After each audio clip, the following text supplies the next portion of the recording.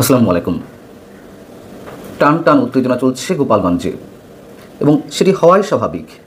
নিশ্চয়ই পুরো দেশের মানুষই গোপালগঞ্জের দিকে এই মুহূর্তে তাকিয়ে আছেন, যেটি সবশেষ পর্যন্ত আমরা জানতে পারলাম যে গোপালগঞ্জে এনসিপির পদযাত্রা কিংবা মার্চ টু গোপালগঞ্জকে কেন্দ্র করে পুলিশের গাড়ি ভাঙচুর করা হয়েছে, পুলিশের গাড়িতে আগুন ধরিয়ে দেওয়া হয়েছে গোপালগঞ্জের সদর উপজেলার উলপুর নামক একটি স্থানে।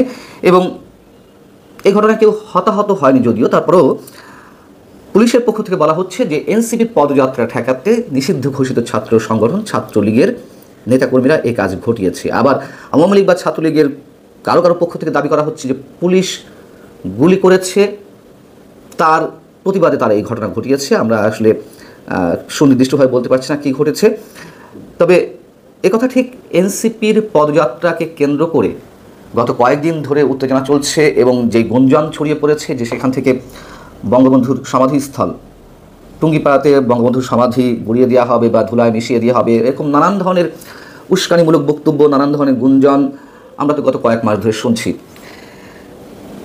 এবং এই যে পদযাত্রা, এর থেকে কেন্দ্র করে আমি আগেই জানিয়েছি গত দুদিন ধরে বেশ ধরপাকড় চলেছে, পুলিশি অ্যাকশন চলেছে, বেশ কয়েকজনকে আটক করা হয়েছে। সবচেয়ে বড় কথা হচ্ছে যাদের বিরুদ্ধে অভিযোগ রয়েছে অবশ্যই তাদেরকে আটক করা হবে, যারা হুমকি স্বরূপ রয়েছে অবশ্যই তাদের বিরুদ্ধে অ্যাকশন নেওয়া যেতে পারে। কিন্তু নারীদের অপরাধ কি?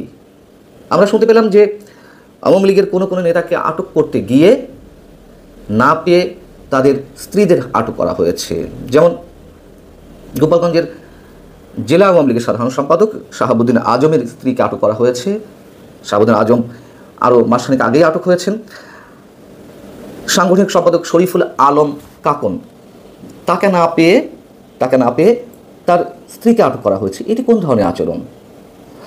ছাত্রলীগ যে কাজটি করেছে, যেটি পুলিশের অভিযোগ যে তাদের গাড়িতে অগ্নিসংযোগ করেছে, হামলা করেছে, অবশ্যই এটি নিন্দনীয়। অবশ্যই আমরা এটা মানতে পারি না যে আইন শৃঙ্খলা রক্ষাকারী বাহিনীর কোনো সম্পত্তির উপরে বা কোনো ধরনের সম্পদের উপরে আক্রমণ চালাবে, হামলা চালাবে, অগ্নিসংযোগ করবে। কিন্তু এটাও তো ঠিক, এটা আমরা কীভাবে মেনে নেব? তার মানে নারীরাও নিরাপদ নয়, এটা কোনো অবস্থাতেই সমর্থনযোগ্য নয়। এই যে উত্তেজনাটা সৃষ্টি হয়েছে, এটি না হলেও হতো, এত কিছু আওয়াজ না দিয়ে, এত সব উস্কানিমূলক বক্তব্য না দিয়ে। অবশ্যই এনসিপির সমাবেশ করার অধিকার রয়েছে, পদযাত্রার অধিকার রয়েছে, তারা করবে, সারা দেশেই করবে, অবশ্যই গোপালগঞ্জেও করবে। গোপালগঞ্জে আওয়ামী লীগের দুর্গ হোক আর যারই দুর্গ হোক। কিন্তু ফেসবুকে যে স্ট্যাটাসগুলো দেওয়া হয়েছে সেগুলো থেকে এই উস্কানি গত কয়েক ঘন্টার মধ্যে অনেক পরিমাণ বেড়ে গেছে। যেমন সাজিস আলম বা আরও অনেকে সব জায়গায় এটিকে আমি আগে জানিয়েছি পদযাত্রা হিসেবে উল্লেখ করলেও গোপালগঞ্জের ক্ষেত্রে বলা হয়েছে মার্চ টু গোপালগঞ্জ। যদিও এর বাংলা মিনিংটা কাছাকাছি, কিন্তু আলাদা একটা দোতনা তো কাজ করে মার্চ টু গোপালগঞ্জ। যেমন 5 আগস্ট আগে বলা হয়েছিল মার্চ টু ঢাকা। তো এই ধরনের ইচ্ছাকৃতভাবে শব্দ ইউজ না করলেই হতো। আবার সাজিস আলম তিনি লিখছেন যে বিপ্লবের সহযোদ্ধারা ধূমকেতুর মতো ছুটে আসুন, বুধবার সকাল 11টায় গোপালগঞ্জ শহরে দেখা হবে ইনশাল্লাহ। একই ধরনের পোস্ট প্রায় কাছাকাছি পোস্ট দিয়েছেন নাহিদ ইসলাম, তাসনিম, যারা এরকম আরও অনেকে পোস্ট দিয়েছেন। এবং যে গুঞ্জনটি শোনা যাচ্ছে, আতঙ্কজনক যে গুঞ্জন, 32 নম্বর ধুলার সঙ্গে মিশিয়ে দেওয়ার পরে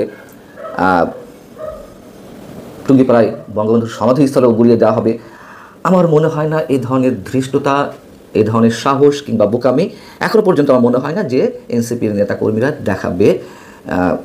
এটা হঠকারী সিদ্ধান্ত তাদের ভবিষ্যৎ রাজনীতির জন্য। এবং যেটুকু জানতে পারলাম, যারা এলাকা ছাড়া হয়েছিলেন, এলাকা থেকে অনেকেই গা ঢাকা দিয়েছিলেন আওয়ামী লীগ, যুবলীগ, ছাত্রলীগের, তাদের অনেকে নাকি রাতেই গোপালগঞ্জ ফিরেছেন।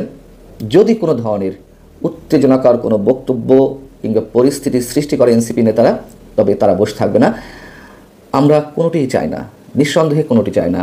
তবে জেলা প্রশাসন একটি ভালো কাজ করেছে, যেটি শুনতে পেলাম যে এনসিপি নেতাদেরকে রুট দিয়ে দিয়েছেন যে তারা কোন পথে গোপালগঞ্জে প্রবেশ করবেন। গোপালগঞ্জ পৌর মার্কেটের পাশে তাদের সমাবেশস্থল, সেখানে যে রুট দিয়ে তারা আসবেন সেই রুট দিয়ে তাদেরকে ফিরে যেতে হবে, সম্ভবত সেখান থেকে মাদারীপুরের দিকে যাবে। এটা অবশ্যই জেলা প্রশাসন একটি ভালো উদ্যোগ নিয়েছে। আর সেনাবাহিনীর প্রতি মানুষের একটা যে আস্থার জায়গা ছিল সেই জায়গাটিতে অবশ্যই চির ধরেছে, আমি আগে বলেছি। তবে এইখানে নিশ্চয়ই সেনাবাহিনী তৎপর থাকবে, অন্তত এখানে আর সেনাবাহিনী কোনো ধরনের তাদের কাজে শৈথিল্য বলি বা যে কোনো কারণে বলি 32 নম্বর গুড়িয়ে দেওয়ার সময় তাদের যে ভূমিকা আমরা দেখেছি, অবশ্যই সেটি গ্রহণযোগ্য নয়।